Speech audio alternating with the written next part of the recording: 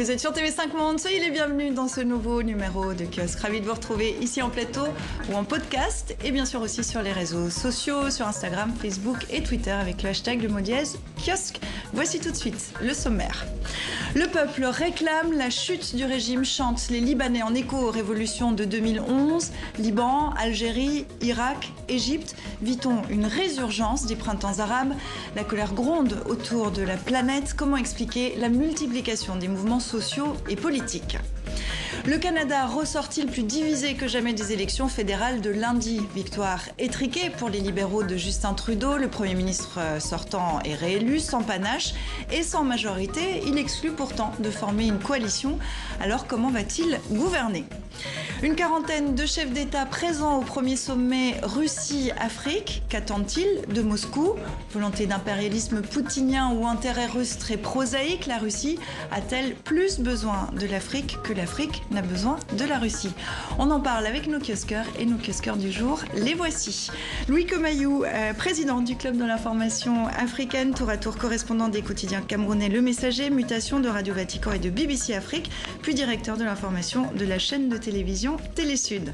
Sarah Daniel, grand reporter à l'hebdomadaire français L'Obs, de retour d'Irak et de Turquie. Vous avez commencé votre carrière aux États-Unis avant de devenir correspondante de guerre, notamment en Afghanistan et en Irak. Richard Verly, correspondant à Paris pour Le Temps, le quotidien suisse partenaire de Kiosque, auparavant en poste à Bruxelles et en Asie. Vous dirigez également la collection L'âme des peuples aux éditions Nevikata, à paraître en novembre, Liban debout malgré tout. Enfin, Rosa Moussaoui, grand reporter au service international du quotidien français L'Humanité, vos terrains de prédilection, le Maghreb et l'Afrique de l'Ouest. Et puis nous retrouverons tout à l'heure Madeleine Blais-Morin, correspondante parlementaire de Radio-Canada à Ottawa. Merci à vous quatre de participer à Kiosque. Soyez les bienvenus. Les feux de la contestation s'allument autour de la planète à un rythme qui semble s'accélérer. Un exemple récent, à leur tour, les Libanais sont dans la rue. 2 millions d'habitants mobilisés contre le pouvoir dans un pays qui en compte 6.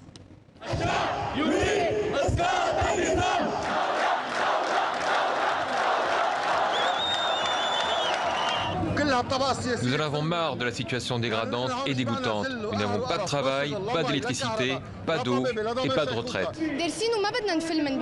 Nous avons terminé nos études et nous ne voulons pas quitter notre pays pour travailler à l'étranger. Nous venons ici pour dire que nous ne voulons pas que ces milices issues de la guerre civile nous gouvernent. Ils nous volent et nous n'avons plus besoin d'eux pour nous gouverner.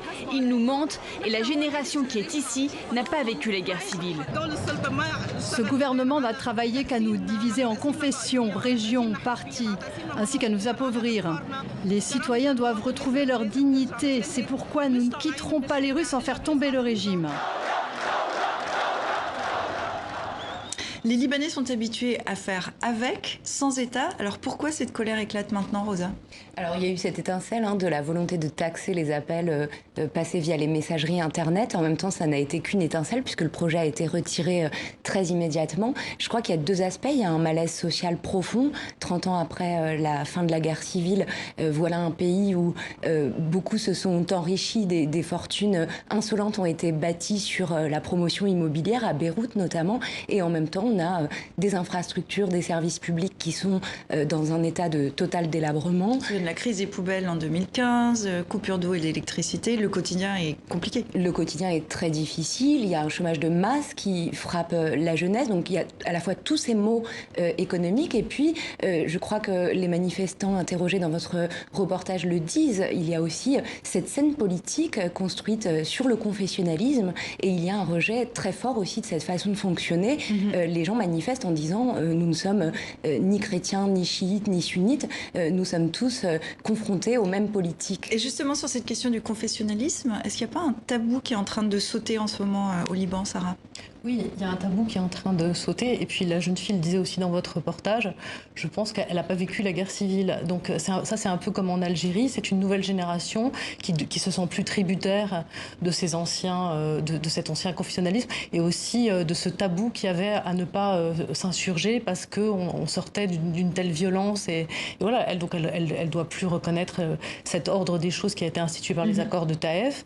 Et donc maintenant, c'est assez beau de voir au Liban que les chiites et les sunnites de Tripoli rejoignent les chiites, que les chiites aussi du sud osent pour la première fois lutter contre, alors pas vraiment le Hezbollah, mais en tout cas le mouvement de Berry. Enfin, c'est quand même aussi très... Il y a des critiques qui apparaissent, en tout cas. Voilà, et là on voit aussi, et ça c'est commun à beaucoup des révoltes auxquelles on assiste en ce moment, un ras-le-bol des élites qui s'enrichissent, voilà, la femme de Berry qui taxe, et puis les fortunes insolentes, notamment celle du Premier ministre, d'Hariri. Lundi, le Premier ministre Saad Hariri, vous en parlez justement, a annoncé une série de réformes économiques d'urgence. C'était évidemment pour essayer de calmer un peu cette contestation. Pas d'impôts supplémentaires pour la population, baisse de 50% des salaires du président et des ex-présidents, des ministres et des députés, nouvelle taxe sur les banques. Et pourtant, ça n'a pas suffi. On a l'impression d'autorités politiques un peu en panique. D'abord, il y a un arrière-plan qui est extrêmement difficile, c'est le délabrement économique du Liban. Et le délabrement économique du Liban, on ne peut pas le dissocier de la situation en Syrie, de la guerre qui est à ses portes, de l'afflux de réfugiés. Autrement dit, on est sur une structure économique et sociale extrêmement fragilisée et qui n'a cessé de se fragiliser ces dernières années. Et là-dessus vient s'ajouter, traditionnellement, vous l'avez dit, un État libanais dont les gens, au fond, s'étaient accommodés de l'absence. Sauf qu'on peut s'accommoder de l'absence d'un État quand les choses vont un peu près bien, mais quand ça va mal et qu'on a besoin de cet État et qu'il ne répond pas présent, là, à ce moment-là, ça craque. J'ajoute pour Saïd Hariri, le Premier ministre, qu'il y a eu en plus des gestes extrêmement malencontreux. On pense notamment à cette somme d'argent assez importante qu'il a donnée à un mannequin sud-africain, bref, à une jolie femme avec qui il avait sans doute envie de partager quelques moments. On parle de plus de dizaines de milliers de dollars. Vous imaginez que devant une telle nouvelle, l'opinion publique ne peut qu'entrer en éruption. Rosa ? Je crois que le rejet de la corruption, c'est un phénomène extrêmement fort. On le retrouve au Liban, on le retrouve ailleurs où se déroulent des soulèvements populaires. Et dans le cas du Liban, ça prend des proportions folles. Il y a une blague comme ça qui circule au Liban, c'est vous pouvez repérer sur Google Maps des tronçons autoroutiers et pourtant ils n'existent pas. Les contrats ont été effectivement signés. Où est passé l'argent ? Donc ce ras-le-bol de la corruption, je crois que c'est un phénomène très important dans les soulèvements populaires en cours au Liban, dans la région et ailleurs dans le monde. Le Liban doit, je reviens un peu sur ce que vous disiez, Richard, le Liban doit son fragile équilibre pour une très grande partie à l'aide américaine. Or, on vient de voir que les Américains viennent de lâcher en Syrie voisine les Kurdes. Vous vous trouviez à la frontière il n'y a pas très longtemps, alors vous n'étiez pas au Liban, mais est-ce que vous pensez que ça a pu jouer, est-ce que ça a pu créer un émoi aussi au Liban ? Est-ce que cette situation géopolitique dans ce Liban, qui est un tout petit pays, ça peut jouer aussi ? Je pense pas vraiment, parce que je pense pas que les Américains là soient prêts à se désengager financièrement du Liban, en tout cas pas tout de suite. Donc non, je crois pas. En revanche, il faut souligner quand même le danger qui est inhérent à cette situation, parce qu'on l'a vu en Irak notamment, où l'Iran n'a pas du tout envie ni d'un Irak ni d'un Liban déstabilisé en ce moment, alors qu'ils sont en pleine guerre avec les Américains et avec l'Arabie Saoudite. Donc on a vu que maintenant en Irak, les gens qui tiraient sur la foule étaient des milices pro-iraniennes, et on se demande, et là Nasrallah, donc le leader du Hezbollah, est aussi très empêtré, parce que le Hezbollah s'est toujours posé comme un parti anti-système, et là il est en train d'essayer d'apaiser les choses et de conforter le système. Donc comment il va s'en sortir dans c'est très intéressant là de regarder ce que va faire le Hezbollah. Pour terminer sur cet aspect plus géopolitique, avant de vous passer la parole, Louis, est-ce que l'Arabie Saoudite joue un rôle dans ce qui se passe au Liban ? C'est ce qu'on peut lire sur Twitter ou dans tous les pays, dans tous les pays de la région, on peut soupçonner ça. On peut soupçonner ça en Irak, mais plus globalement, je ne sais pas s'ils mettent un peu d'huile sur le feu, etc. Mais en tout cas, plus globalement, c'est quand même un grand mouvement populaire, sans leader, comme ce qu'on voit. Et surtout, moi, je dirais anticapitaliste aussi. C'est-à-dire qu'on sent que c'est la fin d'un modèle, c'est la fin d'un système. Au Chili, où il y a une grande révolte aussi. On va y venir dans un instant, effectivement, voir quels quels sont les points communs. Louis, vous vouliez intervenir?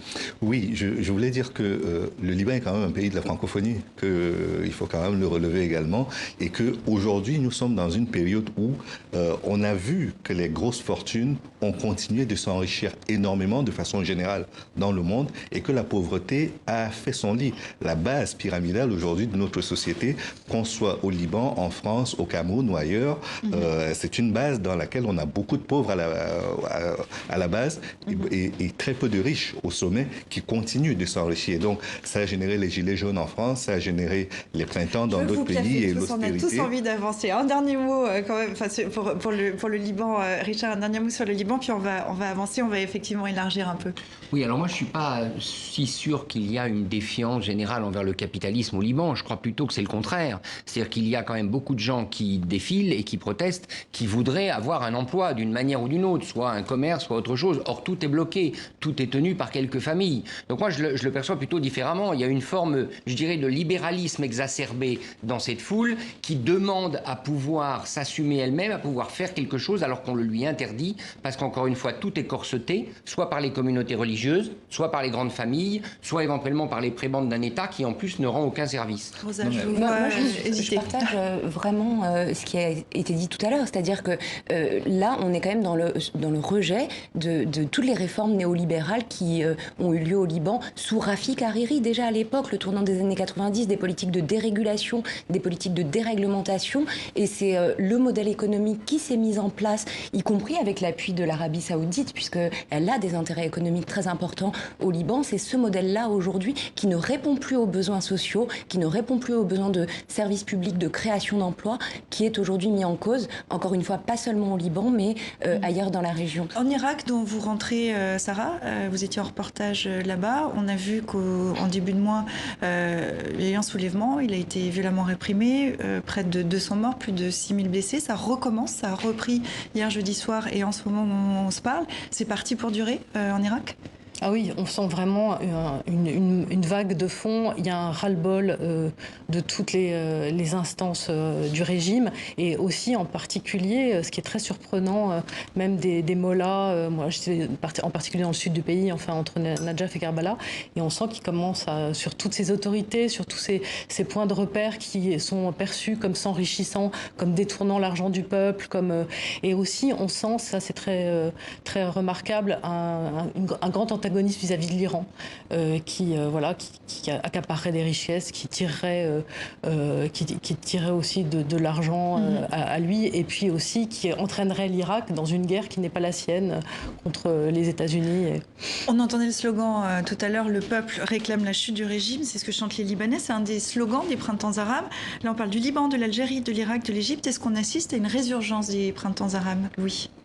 Moi, je voudrais déjà dire que ce que le Liban vit n'est pas tout à fait nouveau. Prenez par exemple ce qui s'est passé avec l'Union soviétique quand elle a implosé. C'était la même chose. Il y a eu beaucoup d'oligarques qui sont immensément enrichis. Pour avancer, pardonnez-moi Louis, sur ces printemps arabes, est-ce que vous pensez qu'il y a une résurgence en ce moment ? Est-ce que c'est ça qu'on voit en ce moment ? Je ne pense pas que ce soit lié à cela. C'est vraiment la vie chère qui pose un problème. Le fait que les gens aujourd'hui n'ont plus cette sécurité matérielle qui leur permettrait de sortir d'un cycle de violence qui est dû à un système économique beaucoup trop contraignant et marginalisant pour une grande partie. Réagir parce que je vous ai vu de glaciation après les épilogues de ce qu'on a appelé les printemps arabes, avec le retour de la dictature en Égypte, le chaos libyen, la guerre en Syrie. Tout ça avait un peu gelé ces mouvements qui travaillent les sociétés du Maghreb et du Moyen-Orient, et qu'on assiste aujourd'hui à un dégel et qu'un nouveau cycle s'ouvre, peut-être avec des revendications qui sont à la fois portant sur les libertés et la démocratie, comme dans le cycle qui s'est ouvert après 2011, mais avec un retour aussi très fort de la question sociale et des enjeux économiques. Je crois qu'effectivement, on est à la fois dans la suite et puis dans quelque chose d'autre aussi, dans un nouveau cycle qui s'ouvre. Alors, c'est quoi ce nouveau cycle qui s'ouvre, si on part dans l'idée que... Je pense que vraiment, oui, Richard n'était pas d'accord avec moi, mais il y a un grand rejet d'un système capitalistique qui est périmé. Quand vous voyez le mouvement au Chili, donc voilà, une augmentation de quelques pesos du ticket de métro et la rue s'embrasse. Mais il faut rappeler ce que c'est que le Chili, avec un pays qui est, je crois, le deuxième le plus inégalitaire, où les impôts, où en fait c'est moins égalitaire encore une fois que l'impôt a été prélevé, et qui était aussi finalement le symbole, le laboratoire de l'école de Chicago ultralibérale américaine. Voilà, donc je pense que les gens en ont assez quand on voit les Google, les GAFA qui ne payent pas d'impôts, quand on voit tous les diktats du FMI, quand on voit que même les crises qu'on a dénoncées, la crise de 2008 aux États-Unis, et que ça n'a rien changé sur le système bancaire, je pense que le système est à bout de souffle, que tout le monde le perçoit, et qu'il y a maintenant un mouvement qui grandit de la France avec les Gilets jaunes jusqu'au Chili. On va faire un rapide tour du monde, et puis je vous laisserai répondre ensuite, Richard. Tour du monde de la contestation.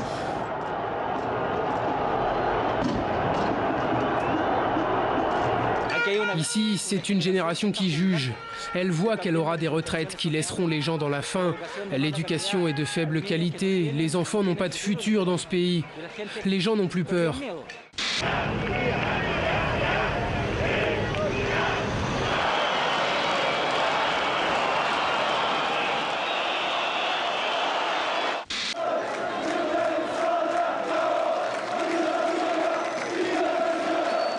Nous sommes dans la même situation depuis que nous avons commencé à manifester en février. Le peuple demande à avoir une véritable indépendance, pas seulement une image de l'indépendance. Toutes nos revendications ne sont pas économiques.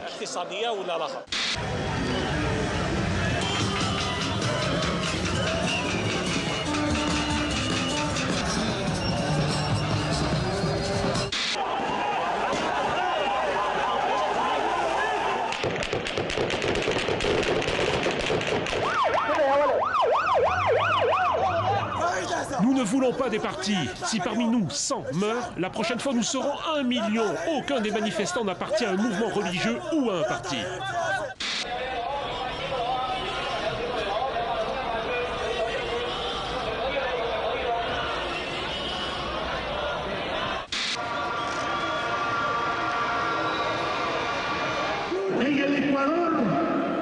En Équateur, on a un gouvernement meurtrier envers son peuple. On a un gouvernement qui s'est donné corps et âme au Fonds monétaire international. Ces mesures économiques ne font que continuer à appauvrir les gens, les masses.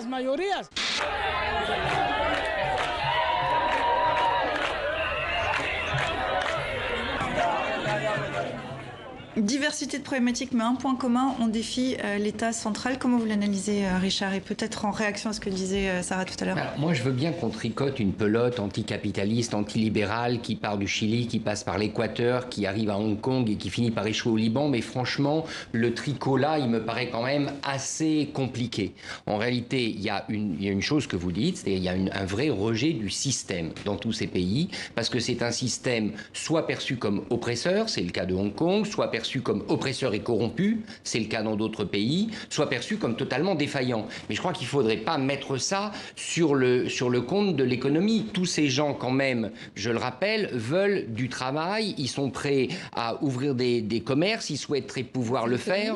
Non, mais c'est l'économie, mais c'est l'économie capitaliste. Donc je pense qu'il est faux de penser qu'on veut renverser le système capitaliste, mais il y a une vraie impatience, colère contre des accapareurs, c'est-à-dire des gens qui ont profité de ce système pour instaurer leur domination. Et au fond, la redistribution n'a pas eu lieu. Ne mélangeons quand même pas tout. Le système aussi, vous parlez de système, le capitalisme. Non, je crois qu'il y a des pays où le capitalisme fonctionne. Il y a des pays où quand même, regardons l'Asie du Sud-Est en général, par exemple, il y a des pays qui ont réussi à émerger en conservant un certain degré de consensus social, et c'est la preuve que c'est ça qui est absolument important. Alors Louis et Rosa ensuite. Je pense que le problème ici, c'est l'ultralibéralisme.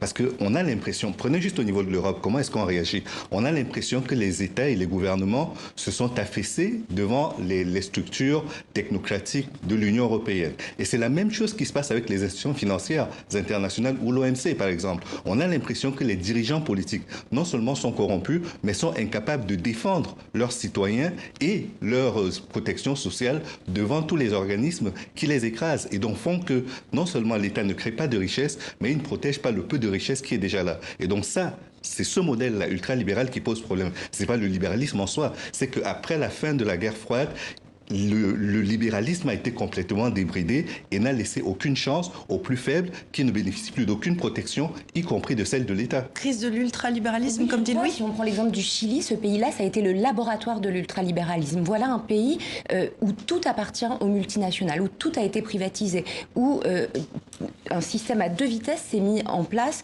dans tous les domaines. Une éducation pour les riches, une éducation pour les pauvres, un système de santé pour les riches, un système de santé pour les pauvres.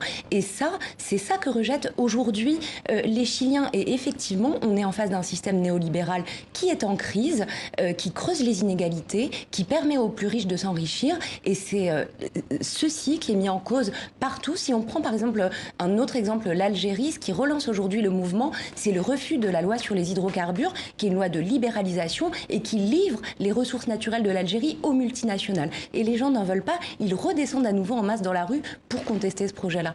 Richard. Non, juste à propos de l'Amérique latine, dézoomons un peu. Vous avez deux autres pays qui, à ce que je sache, ne sont pas des modèles d'ultralibéralisme, c'est-à-dire le Brésil avec toutes les années qu'il a connues sous le Parti des travailleurs et l'Argentine péroniste. Ces deux pays sont aussi en crise sociale profonde. Donc franchement, ce n'est pas parce que le système chilien a mal fonctionné, c'est parce qu'il y a un mécontentement généralisé autour d'une perte de consensus social, d'un souci collectif, effectivement, qui pose un réel problème. Là, vous avez raison. Non, mais c'est vrai que toutes les situations sont très particulières et que c'est très difficile de vouloir les englober, mais vous nous posez cette question de savoir quelles sont les lignes de force.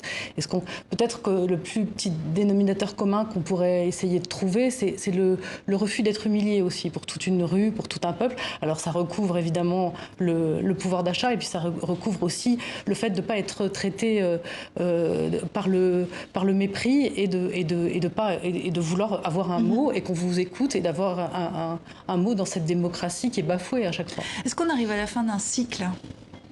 Je pense qu'on arrive à un moment où les gens sont dans une crise du désespoir telle que ça prend plusieurs formes. Au niveau des pays de l'Afrique subsaharienne, par exemple, ce sont ces exodes massifs qu'on voit dans la traversée à la fois du désert du Sahara puis de la Méditerranée. Il y a eu la Grèce qui a eu le même problème. Et on a le remède qui est donné à chaque fois, ce sont des cures de véritablement, comment je peux appeler ça, austérité, d'austérité ultra poussée qui ne rendent pas service. Parce qu'en réalité, ça tue toutes les velléités qu'il pourrait y avoir dans les pays de se protéger. Je cite juste un exemple, mais ça, c'est quelque chose qui viendra. L'Union européenne et l'Afrique, par exemple, sont en train de préparer des accords de partenariat économique pour les 20-50 prochaines années.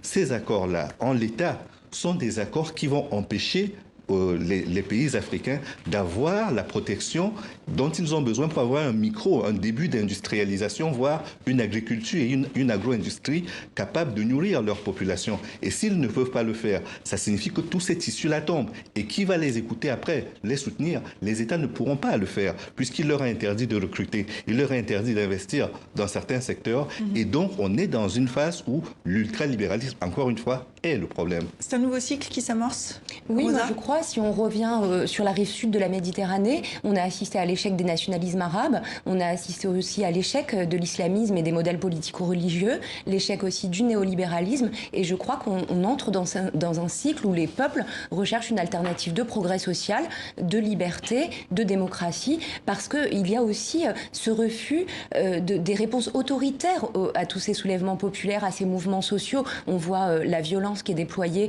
dans les rues de Santiago du Chili avec l'armée. On voit la répression terrible qui a fait plus d'une centaine de morts en Irak. Il y a aussi le refus de se devenir autoritaire du néolibéralisme. Richard, fin d'un cycle ? Début d'une nouvelle ère, peut-être alors aussi, faites de quoi? Depuis la chute du mur de Berlin, il est assez logique qu'à un moment donné, il y ait un basculement, d'autant que les conditions économiques sont difficiles. Mais encore une fois, regardons ce qu'il y a devant nous. Et là, on peut vraiment s'inquiéter parce qu'il y a l'impératif de transition écologique. Il va savoir décarboner les économies et comment on va faire. Comment toutes ces économies qui fonctionnent au pétrole de pays émergents vont pouvoir se reconvertir dans la situation actuelle. Il ne faut pas se leurrer, cette transition écologique, elle va être extrêmement dure, même si elle recèle un potentiel d'emploi et autres, mais comment changer de modèle? Là, franchement, il y a de quoi paniquer. Je vous laisse le mot de la fin. Comment changer de modèle? Comment changer de modèle? Je ne sais pas, mais ce qui est intéressant, c'est de voir qu'il y avait aussi un mouvement générationnel. Il fallait changer tous ces gens qui sont au parti ou qui sont les fils de gens qui étaient au parti pendant très longtemps, notamment au Liban. Et donc, on a assisté à l'émergence d'une nouvelle génération. Je ne veux pas faire votre transition sur le Canada, mais voilà, il y a eu Macron et Trudeau au Canada. Et en fait, comme ils sont finalement les représentants de ce même système, là non plus, ça ne marche pas. Donc, en effet, il va falloir réinventer quelque chose. J'accepte votre transition, puisqu'on va s'intéresser tout de suite aux élections qui ont eu lieu, aux élections fédérales qui ont eu lieu lundi au Canada. Et on accueille Madeleine Blais-Morin qui nous attend à Ottawa. Bonjour, merci d'être avec nous. Vous êtes correspondante parlementaire pour Radio-Canada. Soyez la bienvenue dans Kiosque. Donc on va revenir sur ces élections. On a les résultats. Les libéraux de Justin Trudeau l'emportent, mais c'est une victoire étriquée, sans panache. Message entendu par le Premier ministre sortant. Il promet de travailler pour tous les Canadiens. Je vous ai entendu, mes amis. Vous nous renvoyez à Ottawa avec un mandat clair. Nous vous rendrons la vie plus abordable. Nous continuerons à combattre le changement climatique. Nous retirerons les armes de nos rues et nous continuerons d'investir dans les Canadiens. Et à ceux qui n'ont pas voté pour nous, sachez que nous travaillerons chaque jour pour vous. Nous gouvernerons pour tout le monde. Alors Justin Trudeau se veut rassembleur. Madeleine, le Canada, est-ce qu'on peut dire ça? Est-ce que le Canada ressort plus divisé que jamais après ces élections fédérales?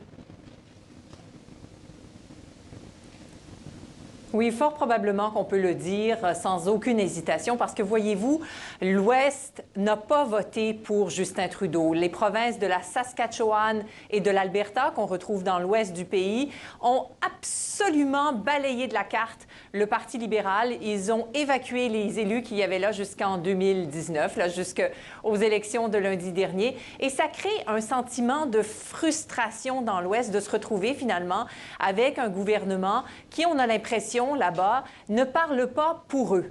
Parce qu'on sait que c'est une région qui est basée, entre autres, sur l'industrie pétrolière, qui compte sur l'industrie pétrolière. Et là-bas, on a l'impression qu'on ne se soucie pas assez de leur sort, alors qu'on a souffert au cours des derniers mois de la baisse des prix du pétrole. Dans l'extrait qu'on a entendu tout à l'heure de Justin Trudeau, il disait « Je vous ai entendu, mes amis, on a reçu un mandat clair. » C'est pas si clair que ça comme mandat, parce qu'il était dans un gouvernement majoritaire jusqu'aux élections de lundi dernier. Et là, il a été d'une certaine façon sanctionné. Il a un gouvernement minoritaire. C'est une forte minorité, mais c'est une minorité tout de même.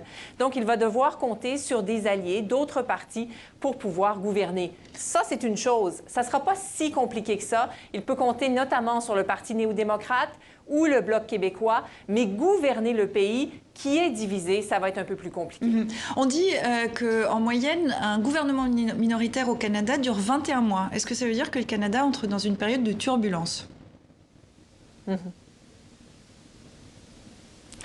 Bien, comme je vous disais, faire fonctionner le Parlement à Ottawa, ça ne sera pas si compliqué parce que le Parti libéral a obtenu, si je vérifie mes notes, 157 sièges. Et pour obtenir la majorité, pour avoir une majorité, c'est 170 sièges. Donc, il ne lui en manque pas beaucoup. Et il va pouvoir compter sur deux partis qui n'ont aucun intérêt à se diriger en élection en ce moment. le Parti néo-démocrate et le Bloc québécois ont mené une campagne que j'appelle de simplicité involontaire. C'est-à-dire qu'ils n'avaient pas beaucoup d'argent pour mener cette campagne-là. Ils sortaient eux-mêmes d'une période de turbulence dans leur propre parti politique pour différentes raisons. Donc, ils sont en train de se reconstruire et en ce moment, puisqu'ils peuvent éventuellement former ce qu'on appelle la balance du pouvoir, ils ont intérêt à essayer de manœuvrer pour exercer de l'influence plutôt que de faire tomber le gouvernement et précipiter des élections assez rapidement. Donc ça, c'est une chose. Le Parti libéral va pouvoir fonctionner quand même probablement plusieurs mois. Mais le problème pour Justin Trudeau, c'est que ce sont deux partis qui sont plutôt progressistes, plutôt dans le spectre de la gauche politique. Alors qu'en Alberta et en Saskatchewan, les provinces dont je vous parlais tout à l'heure, on se retrouve plutôt dans la droite du spectre politique. Donc, si on essaie d'accommoder le Parti néo-démocrate ou le Bloc québécois en faisant des ententes probablement à la pièce, on ne parle pas d'une coalition formelle, ça risque d'aliéner encore davantage l'ouest du pays. Si, par exemple, on dit, si Justin Trudeau dit on va accélérer la lutte contre les changements climatiques, c'est pas nécessairement le message que l'ouest du pays veut entendre. Madeleine, vous restez avec nous. Hein. On va aussi discuter de cette situation au Canada après les élections ici en plateau. Il faut se souvenir quand même, il y a 4 ans, de la Trudeau-mania qui s'était emparée du Canada, mais pas que. On a bien déchanté 4 ans plus tard, Sarah. Oui, bah, c'était un peu comme la Macron-mania. Enfin, je veux dire, il était jeune, il était beau, il était le fils d'un Premier ministre très populaire. Et voilà. Et après, en fait, il a été pris, on dirait, un peu à son propre piège parce qu'il était très politiquement correct, il soutenait le droit des minorités. Et puis après, on l'a trouvé en train de faire un blackface, ce qui, au Canada, est un crime terrible. Ensuite, de se déguiser quand il est parti en Inde, alors que tous les gens indiens qui le recevaient étaient en costume cravate. Voilà, donc bon. Il est superficiel, là. Il a l'air superficiel parce que, enfin, un petit peu superficiel. En tout cas, je sais pas, je suis pas assez. Il est superficiel, Richard, vous pensez? C'est peut-être ce qui a. Je pense que quand même. Qu'il l'a perdu. Si on regarde l'usure du pouvoir en moyenne, on sait combien il est difficile de se faire réélire. Très franchement, c'est pas si mal. Finalement, il s'en sort pas si mal. Notre collègue vient de le dire, 157 sièges. Bon, il lui en fallait 170, il en manque 13. Mais le rouleau compresseur de l'usure aurait pu être pire que ça. Donc ce n'est pas électoralement, c'est quand même, je dirais, un pas si mauvais résultat. Il faudrait que la correspondante le confirme, mais je crois que la majorité des voix, malgré tout, était pour le conservateur, le candidat conservateur. Oui, alors on va revenir là-dessus avec vous, Madeleine, parce que c'est le système électoral canadien qui permet ça, c'est-à-dire que Justin Trudeau, en effet, remporte une majorité de sièges, mais pas du tout la majorité des voix. Alors, est-ce qu'il avait promis de le changer, ce système électoral? Est-ce qu'il va vouloir le faire maintenant? Sûrement pas, parce qu'il a déjà renoncé à sa promesse dans un premier mandat. Il ne va pas le faire maintenant qu'il constate encore une fois qu'il aurait peut-être perdu le pouvoir s'il avait respecté sa promesse d'avoir un système électoral différent. Parce qu'effectivement, Justin Trudeau a obtenu moins de sièges que le Parti conservateur. Mais la façon de répartir les votes chez le Parti conservateur était moins efficace que celle du Parti libéral. Donc, le Parti conservateur avait beaucoup de votes concentrés, encore une fois, dans l'ouest du pays. Puis, finalement, ce n'était pas assez efficace pour faire élire des députés, par exemple, en Ontario ou au Québec. Alors, il y a eu des votes pour le Parti conservateur, soi-disant perdus, si on veut.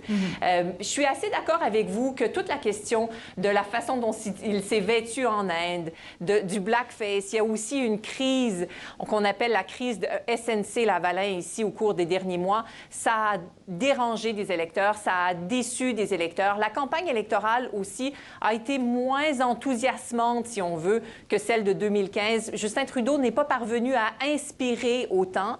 Par contre, quand on parle de l'usure du pouvoir, généralement, un gouvernement qui réussit à se faire élire avec une majorité dans un premier mandat, ne se fait pas montrer la porte dès le deuxième mandat.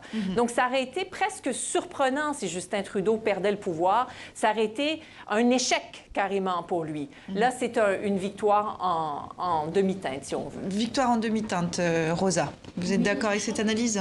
En tout cas, il incarnait une génération de responsables politiques qui étaient présentés comme étant aux antipodes de personnages comme Trump, qui essayaient de créer du clivage sur les questions sociétales plutôt, la question des réfugiés, la question des droits des femmes sur lesquels il avait en effet affiché des positions très progressistes et qui en même temps restent sur le terrain économique dans le statu quo. On voit l'activisme qu'il a déployé pour pousser à l'adoption du CETA, l'accord de libre-échange entre le Canada et l'Union européenne. Et là, là, ça bloque. C'est-à-dire que lorsqu'on est sur les mêmes politiques économiques et qu'il n'y a pas d'alternance qui se fait, d'alternative qui se fait de ce point de vue-là, et bien effectivement, ensuite, ça crée des échecs, des crises politiques. Oui. Oui, je pense qu'il rentre un peu dans le sillage des gauches en général qui ont beaucoup de mal aujourd'hui à réussir. Quand on met le modèle espagnol de côté, c'est vrai que les gauches ont beaucoup de mal aujourd'hui à s'imposer de façon générale sur la scène et que son bras de fer avec les États-Unis à un certain moment pour les accords de coopération dans la partie septentrionale de l'Amérique n'ont pas toujours été des victoires pour lui.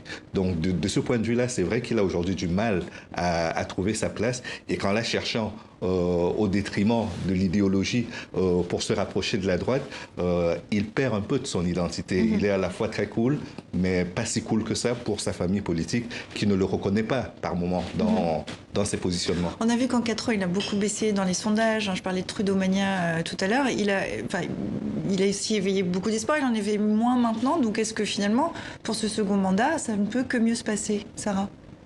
Est-ce que ça ne peut que mieux se passer? Oui. Parce que la chute va continuer. En même temps, ce que décrivait votre correspondante là, c'est que justement, il y a une grande division entre l'Est et l'Ouest du pays sur les questions notamment qui sont maintenant devenues primordiales de l'environnement. On a vu que quand il y a Greta qui a fait...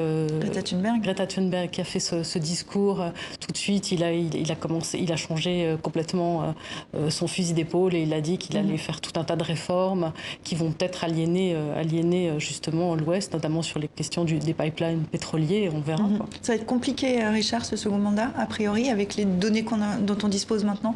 Alors sûrement d'abord compte tenu des nécessités d'alliance, parce que j'imagine que les petits partis qui vont se rallier vont avoir des exigences, et ces exigences, il va falloir y répondre. Ce qu'on oublie quand même, c'est que l'économie au Canada va bien, c'est une situation de plein emploi, mais justement, et on revient à ce défi écologique, basé sur une économie très carbonée, sur les hydrocarbures, sur tous les sables bitumineux d'une partie du Canada qui sont transformés en pétrole. Comment on fait pour réinventer l'avenir? Au fond, Justin Trudeau devrait arriver, lors de ce nouveau mandat, répondre à une question: quel avenir économique réinventer pour le Canada? Je ne suis pas sûr qu'il va y arriver, mais on aimerait qu'il cherche à répondre à cette question. Madeleine, je vous laisse le mot de la fin pour conclure sur la question que posait Richard. Est-ce que c'est en effet le principal défi qui attend Justin Trudeau pour ce second mandat? Je pense que Richard a vu juste. C'est effectivement l'équilibre entre l'environnement, entre l'économie, essayer de rallier l'Est et l'Ouest du pays. Et la question du pipeline, que vous appelez pipeline, elle est fondamentale. En ce moment, le Canada, le gouvernement a acheté un pipeline qui appartenait à l'industrie privée pour essayer d'en faire un plus gros pipeline pour pouvoir exporter les ressources naturelles, les ressources pétrolières vers d'autres marchés pour ne pas être prisonnier du marché d'exportation américain et de vendre le pétrole à rabais finalement. Mais cette question-là, elle est extrêmement controversée. Elle est extrêmement controversée dans l'Est du pays. Et les partis, les tiers partis qui pourraient s'allier avec le gouvernement Trudeau sont contre le projet d'expansion du pipeline. Le gouvernement n'a pas nécessairement besoin de leur appui pour approuver l'expansion du pipeline, mais ça reste un enjeu qui est controversé et ça va être probablement la trame de fond des prochains mois ici. Et on découvrira avec quelle équipe il va faire tout ça le 20 novembre prochain, parce qu'il a annoncé que son nouveau cabinet, qui sera paritaire, sera nommé et assermenté ce jour-là. Madeleine, un grand merci d'avoir été avec nous depuis Ottawa. Merci beaucoup pour cette analyse et à très bientôt. Merci beaucoup. Si vous nous rejoignez maintenant, soyez les bienvenus dans le kiosque. On continue à passer en revue l'actualité de la semaine avec Louis Quemaillou du Club de l'information africaine, Sarah Daniel de l'Obs, Richard Verly du Temps et Rosa Moussaoui de l'Humanité. On avance. Comme la Chine ou la France, la Russie a désormais, elle aussi, son sommet avec l'Afrique. Il s'est déroulé cette semaine à Sotchi en présence de dizaines de chefs d'État. La Russie veut faire de son appui militaire une porte d'entrée sur le continent. Dans certains pays comme au Mali, certains souhaitent même une aide de Moscou. Regardez ce reportage de TV5 Monde.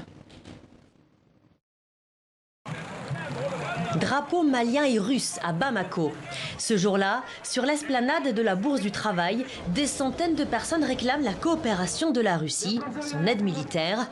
Une manifestation à l'appel du groupe dit des Patriotes du Mali. Aujourd'hui, on a besoin de Poutine. On a besoin de Poutine. On veut que Poutine vienne au secours pour aider les Maliens. Lors de cette manifestation, on a pu entendre des slogans hostiles à la France, hostiles aussi à la MINUSMA, la mission des Nations Unies au Mali. Insurrection djihadiste, violence intercommunautaire, la situation sécuritaire du Mali se dégrade depuis 2012. Nous sommes complètement désespérés et nous demandons l'aide de tout pays qui puisse intervenir. Et puisque la Russie, c'est notre ancien ami, puisque la Russie, c'est le premier ami du Mali, à l'entrée de l'indépendance, donc nous nous retournons aujourd'hui pour demander cette relation avec la Russie pour renforcer l'intervention militaire au sol et dans l'air et surtout les renseignements. Les relations entre Bamako et Moscou sont anciennes. De nombreux étudiants maliens ont étudié en Russie, comme Moriba Koulibaly. Aujourd'hui journaliste au quotidien L'Essor, il a passé 5 ans à Saint-Pétersbourg dans les années 80. Dans mon université, par exemple, on était des étudiants de 90 nationalités du monde. Je le regrette énormément que cette coopération ait, je ne dirais pas cessé, mais a beaucoup diminué en intensité. Et je souhaiterais vraiment, si les autorités peuvent y penser et reprendre cette coopération de la formation académique avec la Russie, on a tout à y gagner. Et à l'occasion du sommet Russie-Afrique, le Mali diffuse ce spot publicitaire sur les réseaux sociaux en français. Créer une société en 72 heures. Et en russe, à destination des investisseurs. Используйте потенциал Mali. Louis vous fait rire ce spot en russe, pourquoi? Non, parce que ça fait un peu... Il y a un gros décalage. On est en plein Bamako et on a une lecture du russe. Mais pourquoi pas? Ouais. Pourquoi pas? Parce que il faut dire, comme le rappelait d'ailleurs le reportage, les relations entre le Mali et l'Union soviétique datent quand même de nombreuses années. Il y a eu le premier président du Mali qui avait établi des relations très proches, à la fois avec la Russie mais également avec la Chine. Et donc aujourd'hui, on revient presque aux bases de ce qui avait été... Alors là, c'est pas que le Mali, c'est une quarantaine de pays, une quarantaine de chefs d'État qui étaient à Sotchi sur les bords de la mer Noire. L'objectif de Moscou, c'était de parachever ce qu'on peut appeler un retour, on peut en discuter, mais le retour de la Russie sur le continent africain. Est-ce que l'objectif est atteint?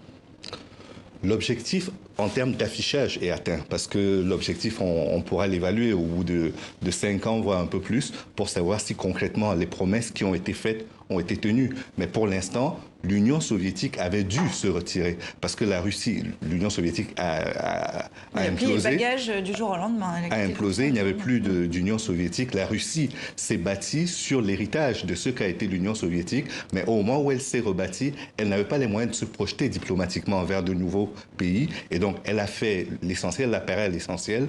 Puis, il y a eu cette crise également dans les relations avec l'Ukraine qui a fait que la Russie a dû perdre beaucoup d'argent et a subi beaucoup de sanctions. Aujourd'hui, elle est capable de ressortir la tête de l'eau et donc d'aller à nouveau montrer qu'elle est capable de séduire. Elle l'a fait avec la Syrie. Et qu'elle a besoin d'argent? Pas tant que ça. Elle a surtout besoin d'avoir des débouchés, des partenaires. Parce que là, il y a des sanctions économiques qui ont été décidées. Et s'il y a une possibilité de contourner les embargos en évacuant notamment les armes, parce que c'est le gros de ce que la Russie peut aujourd'hui vendre et proposer, vendre les armes, vendre les services de ses militaires, elle le fera. Et donc, ce seront toujours des espèces qui rentreront. C'est la question qui se pose un peu quand même. Est-ce que c'est très prosaïque de la part de la Russie de vouloir aller sur le grand marché africain qui attire tellement d'envie, d'appétit? Est-ce que c'est une envie d'impérialisme poutinien qui s'exprimerait bien sur le continent africain? À votre avis, Rosa? Je crois que si la Russie cherche à reprendre pied sur le continent, c'est pour des enjeux économiques. D'abord parce que c'est un continent qui regorge de ressources naturelles et que la Russie en a besoin. Elle a déjà a des intérêts dans un certain nombre de gisements de bauxite, par exemple en Guinée, ou dans le diamant, ou dans le domaine des hydrocarbures aussi. Donc il y a cet aspect d'économie d'extraction, et là elle se différencie pas du tout ni des forces occidentales ni de la Chine. Et puis il y a cette question que vous évoquez de l'ancrage sécuritaire de la relation que la Russie cherche à reconstruire avec l'Afrique. Et là, elle propose effectivement des partenariats où elle décroche de très gros contrats d'armement. C'est un petit salon de l'armement, ce sommet à Sochi. Prenons l'exemple de l'Algérie. C'est à partir de là que la Russie a commencé à reprendre pied dans le pays. C'est un gros contrat d'armement qui est signé, et en échange un effacement de dette bilatérale. Donc la Russie efface la dette d'un pays, elle lui vend des armes, et puis elle reprend pied derrière avec, par exemple, dans le cas de l'Algérie, Gazprom, qui, sur le terrain des hydrocarbures, se positionne, trouve et exploite des champs gaziers. Sur la question des armes, la Centrafrique, c'est un petit laboratoire de la Russie ? Oui, alors dans le cas de la Centrafrique, on en a beaucoup parlé parce qu'effectivement, la Russie a dépêché des troupes, soit des troupes officielles, soit des troupes occultes, à savoir des mercenaires de sociétés privées, liés par ailleurs au système Poutine, dans un contexte où l'armée française quittait la Centrafrique. Et donc il y avait un vide sécuritaire réel que les Russes sont venus combler. Et c'est essentiellement pour ça que les Centrafricains aujourd'hui sont relativement reconnaissants. Parce que depuis, il y a eu les accords de paix signés, il y a quand même une stabilisation du pays, et il faut dire les choses, les Russes, la présence militaire russe y a sans doute contribué. La difficulté, c'est qu'une fois que c'est intervenu, vous faites quoi ? Qu'est-ce que va faire la Russie dans ce pays? Alors certes, la Russie met la main sur des gisements, par exemple éventuellement de diamants, sur certaines ressources, mais où est la reconstruction? Où est l'horizon pour la Russie dans un pays comme la Centrafrique? La question est posée. Sarah ? Oui, je ne sais pas si la Centrafrique s'est trouvée confortée au point de vue sécuritaire de la présence russe.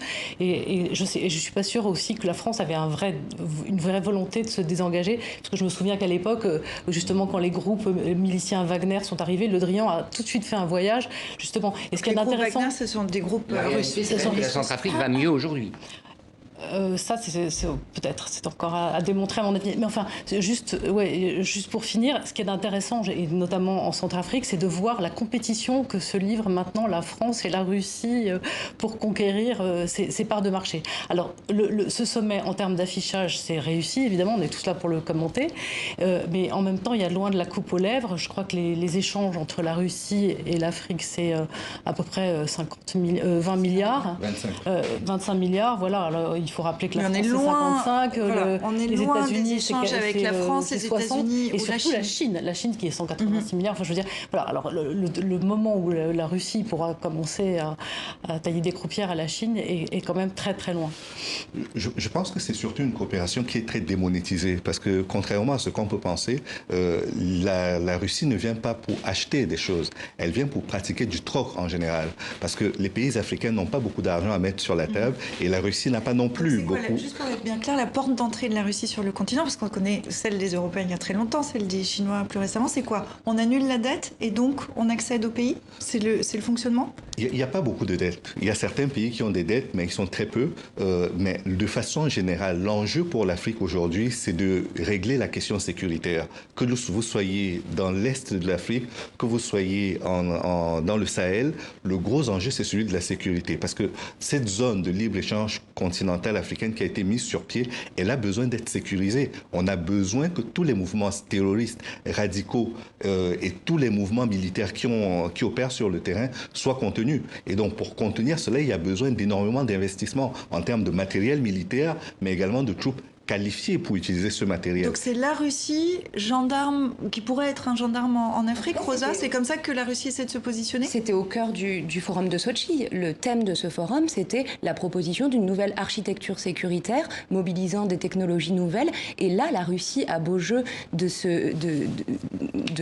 s'engouffrer dans l'échec des forces occidentales. On voit bien, par exemple, sur la bande sahélo-saharienne, que les effets de déstabilisation créés par la guerre de l'OTAN en Libye en 2011 sont toujours là. On voit que la réponse sécuritaire apportée par des puissances comme la France est en échec. Ni Serval, ni Barkhane, ni le G5 Sahel, l'introuvable G5 Sahel, ne parviennent à faire reculer l'activisme des groupes djihadistes. Et donc la Russie arrive là en disant, puisque ces stratégies-là sont en échec, nous vous en proposons une, avec le fait aussi qu'elle est tout aussi décomplexée que la Chine, puisqu'elle n'a pas le poids du passé colonial. Et puis il y a autre chose qu'il faut signaler également, c'est que la lecture occidentale ne tient pas compte de certains éléments qui font des points communs entre la Chine, la Russie et certains pays africains. L'humiliation notamment. L'humiliation qu'ils ont subie pendant la période coloniale. Hong Kong a été perdu parce que la Chine a été battue. L'Union soviétique a implosé parce que le modèle de l'Union soviétique n'était pas le bon et que finalement, ça a été une vraie défaite pour eux. La guerre dans le Caucase a coûté très cher, a coûté également en termes de réputation pour... Enfin, ça a servi la carrière politique de Vladimir Poutine. Et donc, aujourd'hui, quand vous avez des pays africains qui font face à des menaces d'implosion de parties du pays qui veulent faire sécession, la Russie qui leur parle est capable de leur répondre là-dessus. Parce que non seulement elle a risqué l'implosion du temps de la Russie, mais elle a également fait une annexion avec la Crimée et d'autres. Vous faites partie, comme on l'a vu dans le reportage tout à l'heure, de ces étudiants africains qui sont allés en Russie. Est-ce qu'aujourd'hui, vous pensez que la Russie a les codes? Vous nous dites qu'il y a des points communs, ce sentiment d'humiliation, etc. Est-ce que la Russie, aujourd'hui, a les codes pour aller travailler avec certains pays en Afrique? Bien sûr qu'il y a les codes. Il y a surtout des intérêts communs. C'est-à-dire que la Russie se positionne comme l'ami qui vous comprend et qui est capable de parler le même langage que vous face à la menace impérialiste. Grosso modo, c'est ça. Et donc, vu qu'on est capable de s'entendre sur cette base minimale, on trouvera les moyens d'agir pour qu'on obtienne gain de cause. Prenez juste, je voudrais juste terminer sur un exemple. Prenez par exemple sur la résolution qui a été votée pour l'intervention en Libye. Si la Russie avait effectivement sorti un veto à cette époque-là pour empêcher qu'il y ait l'intervention au sol, enfin, qui a été d'abord militaire puis au sol, probablement que Kadhafi serait encore au pouvoir aujourd'hui et que la guerre dans le Sahel, avec l'ampleur qu'elle a prise, n'aurait peut-être pas eu lieu. Et donc, c'est ce qu'a dit Idriss Déby d'ailleurs, en rappelant le danger et les conséquences de cette intervention en Libye. Et Vladimir Poutine dit, nous, on ne va pas se mêler de politique. Comme la Chine. Comme la Chine, oui, sauf que est-ce que la Russie ne s'est pas un petit peu mêlée de politique déjà sur certaines scènes en Afrique? La Russie, à partir du moment où elle prend en charge des problèmes sécuritaires dans des pays comme la Centrafrique ou dans d'autres pays de la région, évidemment qu'elle fait de la politique. Mais n'oublions pas qu'est-ce que c'est que le système Poutine et qui est Vladimir Poutine lui-même, un ancien officier du KGB. Et donc toute cette myriade de personnalités ex-services de renseignement, leur boulot, leur formation, c'est la sécurité. Donc quand ils vont en Afrique, en plus pour certains, ils y ont peut-être été stationnés dans le passé, ou en tout cas ils y ont des réseaux, ils sont assez bien placés pour opérer, ce qui n'est pas le cas des Chinois. Les Chinois n'ont pas d'expertise sécuritaire en Afrique, ils ont évidemment un rouleau compresseur économique qu'ils engagent en Afrique, mais ils ne connaissent pas, eux n'ont pas les codes ni militaires ni sécuritaires en Afrique.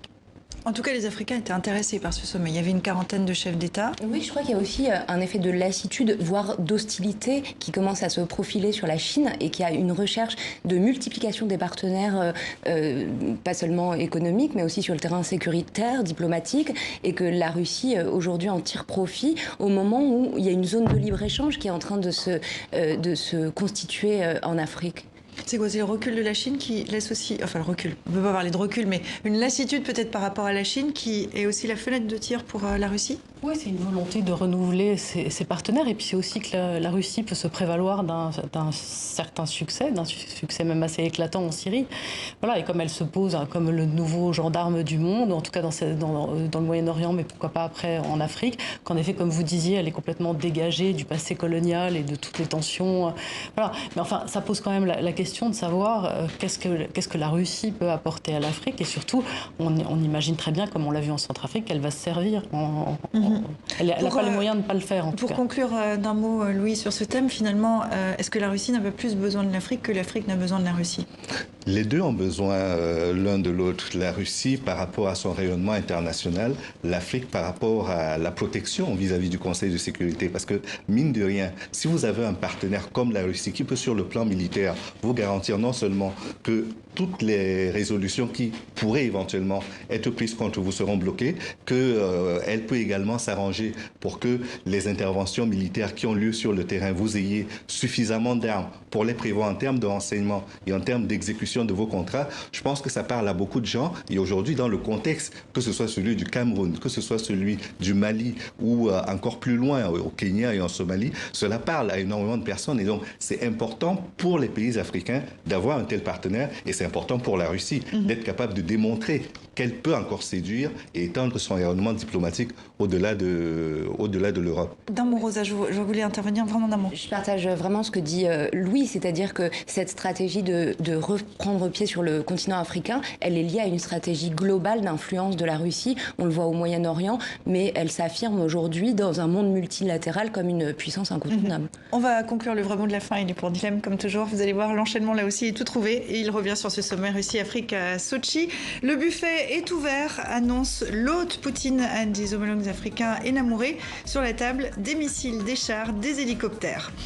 Au Liban, les dirigeants cèdent à la rue la moitié de leur salaire. On a besoin de votre numéro de compte offshore pour vous faire un virement, annonce Saad Hariri, Premier ministre et l'un des hommes les plus riches du pays. Au Chili, la colère de la rue aussi, après la hausse du prix du ticket de métro, encore une bouche à nourrir, s'offusque ce citoyen en colère. On reste sous terre avec, en Espagne, l'exhumation de l'ancien dictateur Franco, enterré une seconde fois ce jeudi. Je suis tombée sur une grosse pierre, annonce le fossoyeur. Pas de doute, c'est bien lui, constate ce vieux couple. Enfin, le Brexit, le Premier ministre britannique Boris Johnson appelle à des élections anticipées le 12 décembre, une issue de secours dans les urnes, nous dit Dilem. Merci Dilem, merci à vous quatre, merci à vous qui nous regardez fidèlement semaine après semaine aux quatre coins de la planète. Je vous dis à la semaine prochaine.